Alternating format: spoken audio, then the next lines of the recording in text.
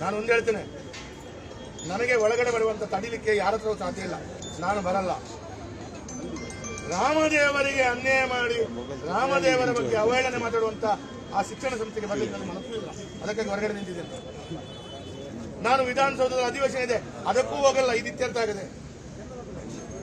ಯಾಕೆ ಗೊತ್ತುಂಟಾ? ಯೇಸುವಿಗೆ ಯಾರಾದ್ರೂ ಅನ್ಯಾಯ ಮಾತಾಡಿದ್ರು ನಾನು ಸರಿ ಅಂತ ಹೇಳಲ್ಲ, ಅಲ್ಲನಿಗೂ ಅನ್ಯಾಯ ಮಾತಾಡಿದ್ರು ನಾನು ಸರಿ ಅಂತ ಹೇಳಲ್ಲ. ಹಾಗಂತ ರಾಮನಿಗೆ ಮಾತಾಡಿದಾಗ ನಾನು ಸುಮ್ಮನೆ ಕೂತ್ಕೊಳ್ಬೇಕು ಅಂತ ಹೇಳಿದ್ರೆ ಅದು ನಾನು ಕೇಳಲ್ಲ, ಅದು ಸರಿ ಅಂತ ಒಪ್ಪಲ್ಲ. ಹೇಳ್ರಿ, ನೀವು ನಿಮ್ಮ ಮಗಳು ಈ ಶಾಲೆಯಲ್ಲಿ ಕಲಿತಂದ್ರೆ ನಿಮ್ಮ ಮಗಳಿಗೆ ಹೀಗೆ ಮಾಡಿದ್ರೆ ನೀವು ಒಪ್ಕೊಳ್ತೀರಿ? ಅಲ್ಲ, ಒಪ್ಕೊಳ್ತೀರಾ? ನೀವು ಸರಿ ಅಂತ ಹೇಳ್ತೀರಾ ಏನ್ರಿ? ನೀವು ಸರಿ ಅಂತ ಹೇಳ್ತೀರಾ?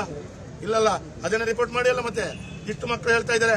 ಅಲ್ಲಿ ಒಂದು ಈಗ ಜಿಲ್ಲಾ ನಿಮ್ಮ DDP ಹತ್ರ 2-3 ಹಳೆ ವಿದ್ಯಾರ್ಥಿಗಳು ಬಂದು ಹೇಳಿದ್ರು, ಪ್ರಭಾ ಅಂತ ಹೇಳುವ ಏನ್ ಹೇಳಿದ್ರು, ರೋನಿ ಯಾರು ಚಕ್ಕೆ ಪ್ರಭಾ ಆಯ್ತು, ಇನ್ನೊಂದೆಂದು 9ನೇ 8ನೇ ಕ್ಲಾಸ್ನ ಟೀಚರ್ ಇಷ್ಟರ ಪ್ರಭಾ ಆಂಡಿಯೇ ಗುಡಂಜು ವರ್ಮನೆ ಕ್ಲಾಸ್ ಒಂದು ಟೀಚರ್ ಉಳ್ಳೇರು ರೋಲಿ ಕೋಲಿ ಮೋಲಿ.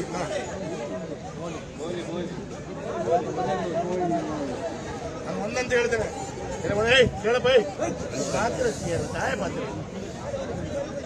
ಒಂದಂತೂ ಹೇಳ್ತೇನೆ, ಇಲಾಖೆಯವರಿಗೆ ಸರ್ಕಾರ ಶಾಶ್ವತ ಅಲ್ಲ. ಸಿದ್ದರಾಮಯ್ಯ ಬರ್ತಾರೆ, ಬೊಮ್ಮಾಯಿ ಬರ್ತಾರೆ, ಯಾರು ಬರ್ತಾರೆ, ಯಾವ ಪೊಲೀಸ್ ಇಲಾಖೆ ಇರ್ಬೋದು, ನಿಮ್ಮ ಮೇಲಿನವರು ನಮ್ಮದೇವರಿಗೆ ಅನ್ಯಾಯ ಮಾಡಿದಾಗ ಅದನ್ನು ಅವರಿಗೆ ಸಪೋರ್ಟ್ ಮಾಡಿ ಅಂತ ಹೇಳಿದಾಗ ನೀವು ಸಪೋರ್ಟ್ ಮಾಡ್ತೀರಿ ಅಂತ ಹೇಳಿದ್ರೆ ನಾಳೆ ನಿಮಗೆ ನಿಮ್ಮ ಕುಟುಂಬಕ್ಕೆ ದೇವರು ಇದೇ ರೀತಿ ಚಿಂತನೆ ಬಂದಾಗ ಕಣ್ಣೀರಾಗ್ತದೆ. ಸಪೋರ್ಟ್ ಮಾಡಿದ್ರೆ ನೀವು ಯಾಕೆ ಬರ್ಬೇಕು? ಇಲ್ಲಿ ಅವರನ್ನು ಕರೀರಲ್ಲ, ಅಲ್ಲಿಗೆ ಅವರನ್ನ DDP ಆಫೀಸಿಗೆ ಕರೀರಿ, ಅವರನ್ನು DDP ಆಫೀಸಿಗೆ ಕರೀರಿ. ಆಯ್ತು, ಇನ್ನೊಂದು ಹೇಳ್ತೇನೆ ಕೇಳಿ. ಈಗ ಮಕ್ಕಳು ಎದುರುಗಡೆ ಹೇಳ್ತಾರೆ, ಈಗ ಒಂದೆರಡು ಕೇಳಿ, ಒಂದೆರಡು ಕೇಳಿ, ಏನೆಲ್ಲ ಪಾತ್ರ ಹಚ್ಚಿ ಮಕ್ಕಳು ಎದುರುಗಡೆ ಹೇಳ್ತಾರೆ. ಇನ್ನೂ ಫಸ್ಟ್ ನಿಮ್ಮ ಇನ್ವೆಸ್ಟಿಗೇಷನ್ ಅವಶ್ಯಕತೆ ಇಲ್ಲ. ಮಕ್ಕಳು ಎದುರುಗಡೆ ಹೇಳ್ತಾರೆ, ಫಸ್ಟ್ ಇವತ್ತಿಗೆ BO DDPI recommend and today it self ಅವರಿಗೆ ವಜಾ ಮಾಡಿ. ನಮ್ಮ ಪಾತ್ರ ಹಚ್ಚಿ ಅಲ್ಲ, ಅವರನ್ನ ವಜಾ ಮಾಡಿ. ಫಸ್ಟಿಗೆ ಅವರನ್ನ ವಜಾ ಮಾಡಿ. ಅದರ ನಂತರ ಒಂದು ತಿಂಗಳು ಇನ್ವೆಸ್ಟಿಗೇಷನ್ ಮಾಡಿ. ಇಲ್ಲಿ ಬಂದು ಮಾಡಬೇಡಿ ಇನ್ವೆಸ್ಟಿಗೇಷನ್, ನಿಮ್ಮ ಆಫೀಸ್ನಲ್ಲಿ ಅವರು ಬರಲಿ. ಇದು ಒಳ್ಳೆದಾಗಿದೆ. ಏನ್ರಿ ಪೊಲೀಸರೇ, ಕಳ್ಳರನ್ನ ತಪ್ಪು ಮಾಡಿದವರನ್ನ ಪೊಲೀಸ್ ಸ್ಟೇಷನ್ಗೆ ಕರೆದು ಇನ್ವೆಸ್ಟಿಗೇಷನ್ ಮಾಡೋದಾ, ಅವರ ಮನೆಗೆ ಹೋಗಿ ಇನ್ವೆಸ್ಟಿಗೇಷನ್ ಮಾಡೋದನ್ನು ಹೇಳಿ? ಏನ್ ಮಾಡೋದು ನೀವು? ಅಲ್ಲ, ಸ್ಟೇಷನ್ಗೆ ಕರೀತೀರಾ? ಹಾಗಾದ್ರೆ ಇವರು DDP ಮತ್ತು BO ಯಾಕೆ ಇಲ್ಲಿ ಬರಬೇಕು? ಅವರನ್ನು ಕರೀರಿ, ಅವರ ಹತ್ರ ಎನ್ಕ್ವೈರಿ ಮಾಡಿ, ಅವ್ರಿಗೆ ಏನ್ ಬೇಕು. ಮತ್ತೆ ಕಳ್ಳ ಸತ್ಯ ಜೀವನದಲ್ಲಿ ಕದ್ದಂತ ಕಳ್ಳ ಸತ್ಯ ಹೇಳೋದಿಲ್ಲ, ನನಗೂ ಗೊತ್ತಿದೆ. ನೀವು ಮಾಡೋದೇ, ಎಲ್ಲರೂ ಮಾಡೋದೇ. ಕದ್ದ ಕಳ್ಳ ಯಾರು ಸತ್ಯ ಹೇಳಲ್ಲ, ನಾನು ಮಾಡಿಲ್ಲ ಅಂತ ಹೇಳ್ತಾರೆ. ಹೇಳಿ ಅವರು. ಈಗ ಮಕ್ಕಳು ಎದುರುಗಡೆ ಹೇಳ್ತಾರೆ. ನಾನು ಹೇಳೋದು ಅವರ ಶಿಕ್ಷಣ ಸಂಸ್ಥೆ ಬಗ್ಗೆ ನನಗೆ ವಿರುದ್ಧ ಇಲ್ಲ, ಯಾವ ಧರ್ಮದ ಬಗ್ಗೆ ನನಗೆ ವಿರುದ್ಧ ಇಲ್ಲ. ರಾಮನಿಗೆ ಅವಮಾನ ಮಾಡಿದ್ದಾರೆ. ಎಲ್ಲೋ ಒಂದು ಕಡೆ ಮೋದಿಗೆ ಬೈಯುವ ಭರತದಲ್ಲಿ ರಾಮನಿಗೆ ವಿರುದ್ಧ ಮಾಡಿದರೆ ನಾವು ಸುಮ್ಮನೆ ಕೂತ್ಕೊಳ್ಳಿಕ್ಕಾಗಲ್ಲ. ನಾಳೆ ಯೇಸುವನ್ನ ಯಾರಾದರೂ ಹಿಂದೂ ಧರ್ಮದ ವ್ಯಕ್ತಿಗಳು ಮಾತಾಡಿದ್ರೆ ಅವ್ರು ಸುಮ್ಮನೆ ಕೂತ್ಕೊಳ್ತಾರಂತೆ? ಕೇಳ್ತಾರೆ, ಕೇಳು. ಯೇಸುಗೆ ಮಾತಾಡಿದ್ರು ಸುಮ್ಮನೆ ಕೂತ್ಕೊಳ್ತಾರೆ ಅವರು? ನಾನು ಹೋಗಿ ರಿಕ್ವೆಸ್ಟ್ ಮಾಡ್ತೇನೆ, ಅವ್ರು ಕಾಲಿಡಿದ್ದೇನೆ, ನೀವು ಗಲಾಟೆ ಮಾಡಬೇಡಿ ಅಂತ. ಬಿಡ್ತಾರಂತೆ ಅವರು? ಯೇಸುವಿಗೆ ಮಾತಾಡಿದ್ರೆ ಅವ್ರು ಬಿಡ್ತಾರಂತೆ? ಅಲ್ಲನಿಗೆ ಮಾತಾಡಿದ್ರೆ ಮುಸಲ್ಮಾನರು ಬಿಡ್ತಾರಾ? ರಾಮನನ್ನ ಮಾತಾಡಿದ್ರೆ ನಾವು ಬಿಡ್ಬೇಕಾ? ರಾಮನನ್ನ ನಂಬಿ ದಿನನಿತ್ಯ ಮನೆಯಲ್ಲಿ ನೀವು ಪೂಜೆ ಮಾಡ್ತೀರಿ ಅಂತ ಹೇಳಿದ್ರೆ, ನೀವು ರಾಮನನ್ನ ಪೂಜೆ ಮಾಡಿ ನೀವು ಅಧಿಕಾರಿಗಳು ಇಲ್ಲಿ ಬಂದು ರಾಮನಿಗೆ ಬೈಯುವವರ ಒಟ್ಟಿಗೆ ಸಪೋರ್ಟ್ ಕೊಡ್ತೀರಿ ಅಂತ ಹೇಳಿದ್ರೆ, ಕಾಂಗ್ರೆಸ್ ಸರ್ಕಾರ ನಿಮಗೆ ಹೇಳ್ಕೊಡ್ತಾರೆ ಅಂತ ಹೇಳಿದ್ರೆ, I1D ಸೋದ ಹಾಗೆ ಮಾಡಿ ಅಂತ ಹೇಳ್ತಾರೆ, ಕಾಂಗ್ರೆಸ್ನವರು ಹೇಳ್ತಾರೆ ಅಂತ ಹೇಳಿದ್ರೆ, ನಾನು ಈ ಶಿಕ್ಷಣ ಸಂಸ್ಥೆಗೆ ವಿರುದ್ಧ ಇಲ್ಲ. ಅವರ ಖುಷಿ, ಅವರು ಏನ್ ಬೇಕಾದ್ರೆ ಮಾಡ್ಕೊಳ್ಳಿ. ಆದ್ರೆ ನಮ್ಮ ದೇವರಿಗೆ ಅವಹೇಳನ ಮಾಡಿದಾಗ ನಾನೇ ಹಿಂದೂ ಆಗಿ ಹುಟ್ಟಿ ನಾನು ಸುಮ್ಮನೆ ಕೂತ್ಕೊಳ್ಳಿಕ್ಕೆ ಆಗಲ್ಲ. ಯಾವುದೇ ಒಬ್ಬ ಕ್ರೈಸ್ತ ಯೇಸುಗೆ ಮಾತಾಡಿದಾಗ ಯಾವುದೇ ಕ್ರೈಸ್ತ ಸುಮ್ಮನೆ ಕೂತ್ಕೊಳ್ಳಲ್ಲ. ಯಾವುದೇ ಒಬ್ಬ ವ್ಯಕ್ತಿ ಅಲ್ಲನಿಗೆ ಮುದ್ದು ಮಾಡಿದ್ರೆ ಆ ಮುಸಲ್ಮಾನ ಸುಮ್ಮನೆ ಕೂತ್ಕೊಳ್ಳಲ್ಲ. ಯಾವೊಬ್ಬ ಸಿಖ್ ಗುರುದ್ವಾರಕ್ಕೆ ಮಾತಾಡಿದ್ರೆ ಅವನು ಸುಮ್ಮನೆ ಕೂತ್ಕೊಳ್ಳಲ್ಲ. ಆದರೆ ನಮಗೆ ಅಧಿಕಾರಿಗಳಿಗೆ ಅಲ್ಪಸಂಖ್ಯಾತರ ಅವರು ನಮ್ಮ ದೇವರಿಗೆ ಏನು ಬೇಕಾದ್ರೆ ಮಾತಾಡ್ಬೋದು, ಏನು ಬೇಕಾದ್ರೆ ಮಾಡ್ಬೋದು.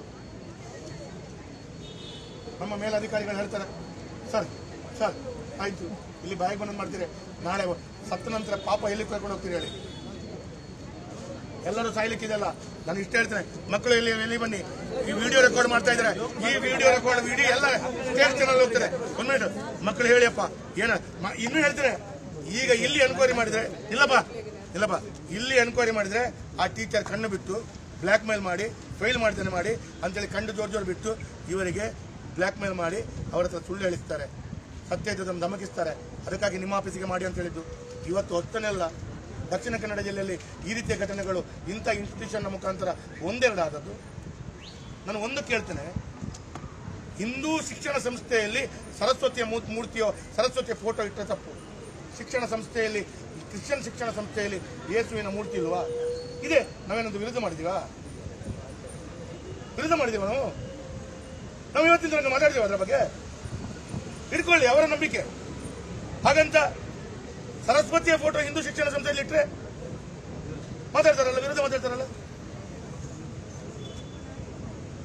ಹಿಂದೂಗಳ ಶಿಕ್ಷಣ ಸಂಸ್ಥೆಯಲ್ಲಿ ಸರಸ್ವತಿ ಇಟ್ಟರೆ ಮಾತನಾಡುವವರು ಕ್ರಿಶ್ಚಿಯನ್ ಶಿಕ್ಷಣ ಸಂಸ್ಥೆಯಲ್ಲಿ ಯೇಸುವನ್ನು ಇಟ್ಟರು ಮಾತಾಡಬೇಕಲ್ಲ. ನ್ಯಾಯ ಎಲ್ಲರಿಗೂ ಒಂದೇ ಅಲ್ಲ, ಪ್ರಜಾಪ್ರಭುತ್ವ ಇದೆ ಅಲ್ಲ, ಸಂವಿಧಾನ.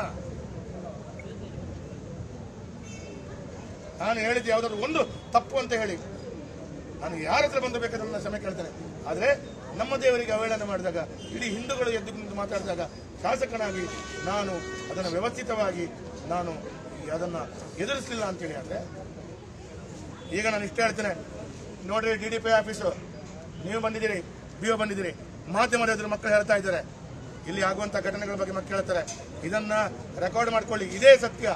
ಇನ್ನೂ ವಾಪಸ್ ಇನ್ವೆಸ್ಟಿಗೇಷನ್ ಅವಶ್ಯಕತೆ ಇಲ್ಲ. ಇವತ್ತಿಗೆ ಅವಳನ್ನು ಸಸ್ಪೆಂಡ್ ಮಾಡಿಲ್ಲ ಅಂತ ಹೇಳಿದ್ರೆ ವಿಶ್ವ ಹಿಂದೂ ಪರಿಷತ್ನಿಂದ 10 ಹಲವು ಪ್ರತಿಭಟನೆಗಳು, 10 ಹಲವು ಘಟನೆಗಳಾಗ್ತದೆ. ಇದಕ್ಕೆಲ್ಲವೂ ಶಿಕ್ಷಣ ಇಲಾಖೆ ಮತ್ತು ಪೊಲೀಸ್ ಇಲಾಖೆ, ರಾಜ್ಯದ ಕಾಂಗ್ರೆಸ್ ಸರ್ಕಾರ ಜವಾಬ್ದಾರಿ ಆಗಿರ್ತದೆ. ನಾನು 5 ದಿವಸವೂ ಅಧಿವೇಶನಕ್ಕೆ ಹೋಗಲ್ಲ. ಆಲ್ರೆಡಿ ಇವತ್ತು ಬೆಳಿಗ್ಗೆ ನಾನು ಬೆಂಗಳೂರಿನಲ್ಲಿ ಲೆಟರ್ ಕೊಟ್ಟಾಗಿದೆ. ನಾನು ಹೋಗಲ್ಲ. ಇದು ಇತ್ಯರ್ಥ ಆಗುವ ತನಕ ನಾನು ಹೋಗಲ್ಲ. ಅವರನ್ನು ಸಸ್ಪೆಂಡ್ ಮಾಡಿ ಸತ್ಯ ತಿಳ್ಕೊಂಡ ನಂತರ ವಾಪಸ್ ಇನ್ನೇನಕ್ಕೆ ಇನ್ವೆಸ್ಟಿಗೇಷನ್? ನಿನ್ನೆ ಅವರು ಐವನ್ ಡಿಸೋಜ್ ಅವರು ಹೇಳ್ತಾರೆ, ಅವರು ರಾಮನಿಗೆ ವಿರುದ್ಧ ಮಾತಾಡಿದ್ದು ಹೌದು, ಆದರೆ ಹಾಗೆ ಮಾತಾಡಿದಲ್ಲ. ಮತ್ತೆ ಮಾತಾಡಿದ್ದು ಟಿವಿಯಲ್ಲಿ ಹೇಳಿದವರು. ಅವರೇ ಐವನೇ ಒಪ್ಪಿಕೊಂಡಾದ ನಂತರ, ಕ್ರೈಸ್ತ ಧರ್ಮದಿಂದ ಹುಟ್ಟಿದಂತ ಒಂದು ವ್ಯಕ್ತಿಯೇ ಒಂದು ರಾಜಕಾರಣಿ ಒಪ್ಪಿಕೊಂಡ ನಂತರ ಅದೇ ಸಾಕಲ್ಲ ನಿಮಗೆ ಸಾಕ್ಷಿ? ನಾನು ವೇದವಾಸಿ ಮತ್ತೆ ಹೇಳೋದಲ್ಲ, ಇವ್ರು ಹೇಳೋದಲ್ಲ. ಐವನ್ ಡಿಸೋಜ್ ಟಿವಿಯಲ್ಲಿ ಒಪ್ಪಿಕೊಂಡಿದ್ದಾರೆ. ಮತ್ತೆ ನೀವಂತ ಇನ್ವೆಸ್ಟಿಗೇಷನ್ ಮಾಡುದು? ಹುಟ್ಟಿದ ಹುಡುಗಿ ಗಂಡು ಹೆಣ್ಣು ಅಂತ ಗೊತ್ತಾಗಿದೆ, ಮತ್ತೇನು ಬಂದು ಡಾಕ್ಟರ್ ನೋಡುವ ಅವಶ್ಯಕತೆ ಉಂಟಾ? ಕಣ್ಣಿಗೆ ಕಾಣುದಿಲ್ಲ ಸತ್ಯ. ಈಗ ಈ ಮಕ್ಕಳು ಹೇಳ್ತಾರೆ, ನಾನು ಇನ್ನೂ ಮಾತಾಡಲ್ಲ. ನನ್ನೊಂದು ಕೇಳಿ, ನಿನ್ನೆ ಕಂಪ್ಲೇಂಟ್ ಕೊಟ್ಟಿದ್ದಾರಲ್ಲ, ಏನಾಯ್ತು ರೀ? ನಿನ್ನೆ ಕಂಪ್ಲೇಂಟ್ ಕೊಟ್ಟದ್ದು ಏನಾಯ್ತು? ನೀವು ಇನ್ವೆಸ್ಟಿಗೇಷನ್ ಮಾಡಿದ್ರಾ? ಎಂತ ಆಗ್ತದೆ ಹೇಳಿ ನನಗೆ, ಏನಾಗ್ತಾ ಇದೆ? ನಿನ್ನೆ ಕಂಪ್ಲೇಂಟ್ ಕೊಟ್ಟದಕ್ಕೆ ನೀವು ಇಲ್ಲಿ ಗೇಟ್ ಕಾಯ್ತಾ ಇದ್ದೀರಿ.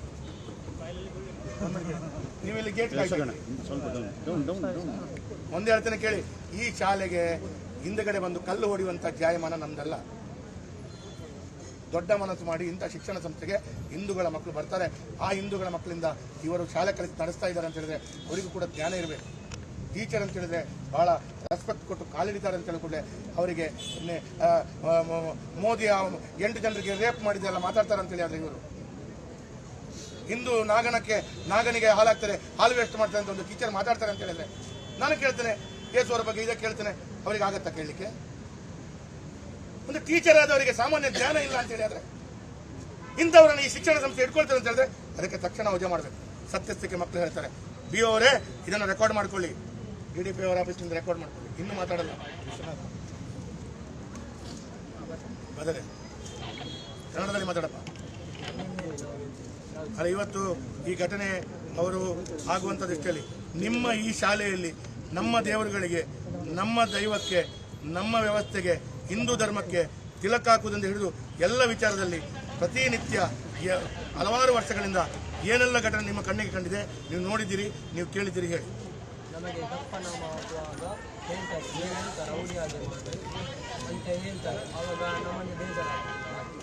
ನಾಳೆ ಇವನನ್ನ ಮೇಲೆ ತೆಗೆದ್ರೆ ನಿಮಗೆ ಬಿಡುವುದಿಲ್ಲ, ಅರ್ಥ ಮಾಡ್ಕೊಳ್ಳಿ. ವಿಡಿಯೋ ಎಲ್ಲ ಏನು ಬೇಕಾದ್ರೆ ಮಾಡಿ. ನೀವು ನಿಮ್ಮ ನಾಚಿಕೆ ಆಗಬೇಕು.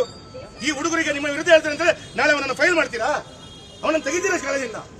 ನಮ್ಮ ಮಾನ ಮರ್ಯಾದಿಲ್ಲ ನಿಮಗೆ. ಐಕ್ಯ ರೆಕಾರ್ಡ್ ಮಾಡ್ಕೊಂಡು ನಾಚಿಕೆ ಅವಳು. ಹೊಟ್ಟೆಗೆ ಅನ್ನ ತಿನ್ನಿ.